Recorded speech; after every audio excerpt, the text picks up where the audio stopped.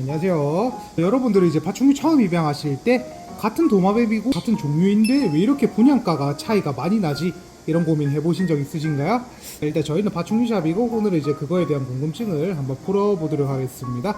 그리고 영상 시작하기 전에 앞서서 그래도 내 눈에 이쁜 개체가 최고다라는 걸 인지해 주셨으면 좋겠습니다. 영상 끝까지 시청해 주시면 저희 부산 파충류샵 발전에 큰 도움이 됩니다.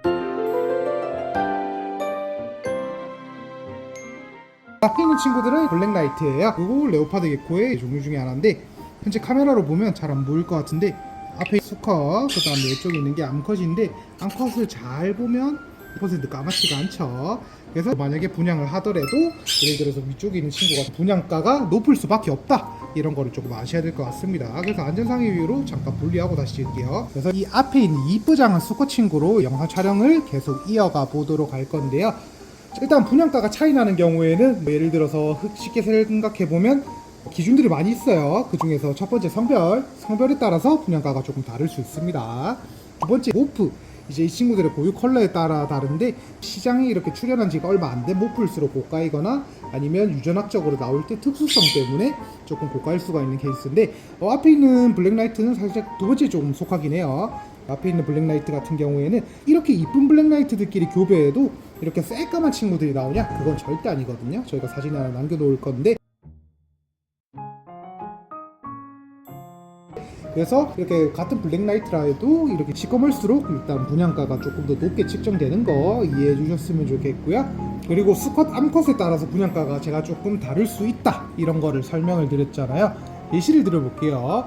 일단은 만약에 분양을 목적으로 조금 브리딩을 하시는 분들이면 많은 공감을 할 거예요. 보통 개코류 같은 경우에는 수컷 한 마리에 암컷의 비율을 그래도 한 2마리에서 3마리 정도 붙이는 경우, 이렇게 해서 보통 그렇게 메이팅, 즉 교배죠, 그렇게 많이 진행을 하게 되는데, 근데 여기서 차이가 조금 있습니다. 그래서 알을 생성할 수 있는 능력을 가진 암컷들이 아무래도 분양가가 높을 수밖에 없고요. 근데 여기서 다른 부분도 있죠.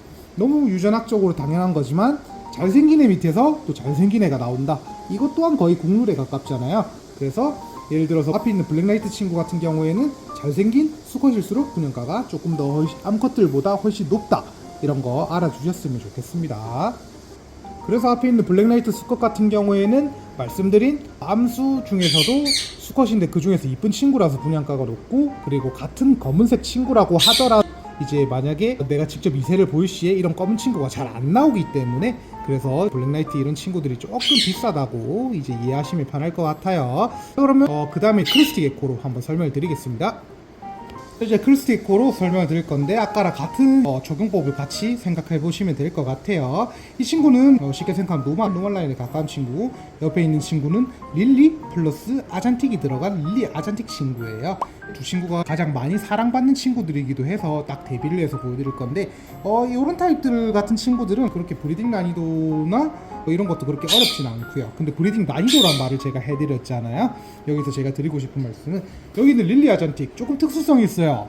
일단은 아무래도 동물 시장이 아픈 역사긴 하지만 일단은 시장에 새로운 모프가 나왔다, 조금 아쉽게도 인브리딩에 대한 그런 부분을 조금 무시할 수 없을 것 같아요. 그렇게 해서 이어져 와서 이제 아잔틱이 현재 지금 돌아다니는 거긴 한데, 아잔틱 같은 경우에는 솔직히 말씀드리면 수컷 중에서 조금 그래서 릴리 아잔틱과 아잔틱이 나오면 좋겠지만 인브리딩에 관련된 문제로 인해서, 그래서 아잔틱이랑 그 다음에 백햇, 그러니까 햇을 보유한 이제 암컷들이랑 붙여가지고 아잔틱을 많이 이렇게 해서 부활을 시키고 있죠. 그런 문제 때문에 아잔틱은 시장에 나온 지도 그렇게 오래되지도 않았지만 추가적으로 그런 좀 유전학적인 그런 것 때문에도 가격이 좀 유지되고 있다, 이런 거 알아주셨으면 좋겠습니다.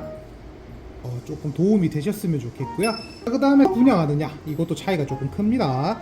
그래서 저는 이렇게 파충류를 분양하고 파충류샵 운영하는 생업을 하고 있는 사람이지만 요즘은 좀 신기하잖아요. 개인들도 이렇게 파충류 분양도 하고 이제 간단하게 애들 밥값 정도는 벌어보는 이런 문화도 되게 퍼져 있는 것 같은데, 이 문화에 대해서는 다음 컨텐츠로 한번 나누기로 하고요. 어쨌든 누가 파는지에 따라서 정말 다릅니다. 예시를 한번 들어볼게요.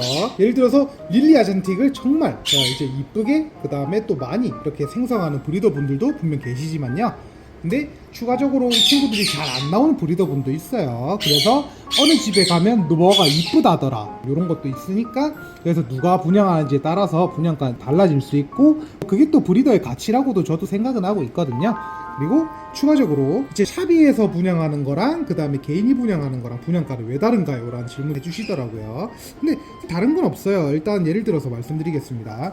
파충류 샵처럼 직접 브리딩을 해서 이제 파충류들을 분양하는 샵도 있다면, 반대로 생각해보면 직접 브리딩 하지 않고 매입을 해와서 그렇게 해서 분양을 하는 그런 샵도 있어가지고, 마진율에 대한 부분 때문에 이제 파충류가 조금 비싼 샵도 있고, 예를 들어서 저희 파충류 샵이 분양하는 가격도 있지만 다른 샵이 분양하는 가격에서도 분명 차이가 어느 정도 있다는 거, 이런 거 참고해 주시고요.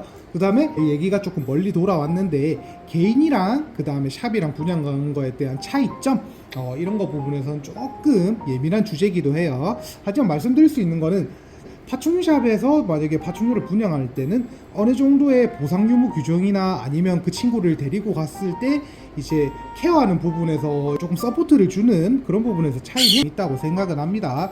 보통 파충류샵 같은 경우에는 파충류를 처음 키워보시는 분들이 좀 많이 이렇게 접근을 해주시고, 그래서 충분히 고민해 보신 뒤에 그 다음에 이쁜 가족을 데리고 가는 그런 상황들이 많이 발생을 하잖아요. 근데 처음 키우면 이게 쉽겠습니까? 아무리 이 친구들 물 하루에 밥 이틀에 한번 주면 된다 라고 하지만, 분명 사육하시면서 겪는 우여곡절 같은 것도 분명 있을 거거든요. 그때 예를 들어서 편안하게 입양처인, 예를 들어서 저희한테 이렇게 입양을 했다, 근데 궁금하다? 그러면 연락을 넣어가지고 사장님 이렇게 돼서 뭐가 조금 궁금해요 라고 질문 주셨을 때, 저희가 바쁘지 않는 이상은 최대한 답변을 드리려고 노력은 합니다. 그렇게 해서 응답의 질의를 조금 줄 수 있는 그런 케어 서비스가 저는 포함이 된다고 생각은 하거든요. 개인이라고 해서 다 책임 없이 분양하시는 분만 있냐? 그건 절대 아니지만, 그래도 어느 정도의 그런 안전성을 샵에서 유지할 수 있는 장점이 있으니까, 그래서 저희는 분양가에 대한 부분이 그렇게 차이가 날 수도 있다, 이런 거를 조금 말씀드리고 싶었고요. 조금 저희가 딥한 내용까지는 오픈을 안 하고 이렇게 해서 이 정도 개념 정도만 이해해 주셨으면 좋겠다 라는 걸 컨텐츠로 한번 담아봤거든요. 영상은 이걸로 마치겠습니다. 부산 파충류샵이었습니다. 구독과 좋아요 부탁드릴게요.